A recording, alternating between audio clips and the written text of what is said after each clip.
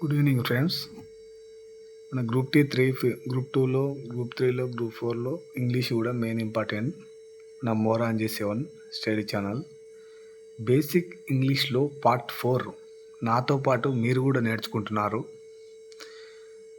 యాక్చువల్గా మనం ఇందులో నేర్చుకుంటున్న అంశం ఏంటంటే సినోనిమ్స్, యాంటోనిమ్స్. అంటే సమానార్థం ఇచ్చే దాంట్లో సినోనిమ్స్ అంటారు. యాంటోనిమ్స్ అనేది వ్యతిరేక అర్థం ఇచ్చేవి. మనం ఇవి తరచూ ఉపయోగించే పదాలే. మనం వీటి గురించి ఫస్ట్ తెలుసుకుందాం. కరప్యులెంట్ అంటే లావుగా ఉన్న, దానికి సమాన అర్థం వచ్చేది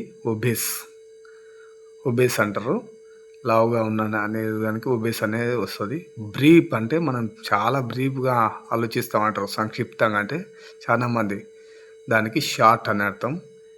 ఎంబెజిల్ అంటే డబ్బు దుర్వినియోగపరచడం, ఎంబెజిల్ అంటారు. దాన్ని ఇంకొక అర్థం వచ్చే విధం ఏదంటే మిస్అప్రాప్రియేట్ అని కూడా అంటారు అన్నట్టు. వెంటిలేషన్ అంటే ఇంకా తెరిచి ఉన్నట్టు. వెంట అంటే తెరిచి ఉన్న, దాన్ని మనం ఏమంటాం ఇంకో అర్థంలో ఓపెనింగ్ అనొచ్చు. అగస్ట్ గౌరవం వచ్చే అని అంటాం, అగస్ట్ అంటాము.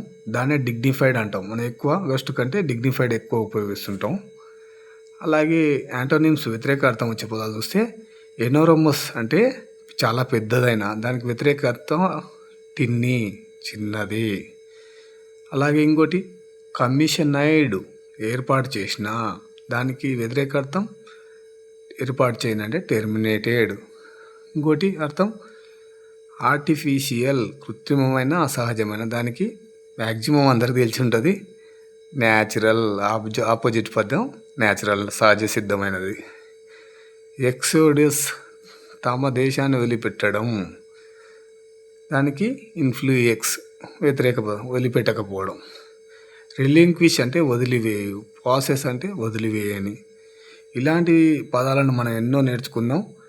మన మోరాంజీ 7 YouTube study channel like and share, subscribe చేస్తారని ఆశిస్తున్నాను ఫ్రెండ్స్. Thank you.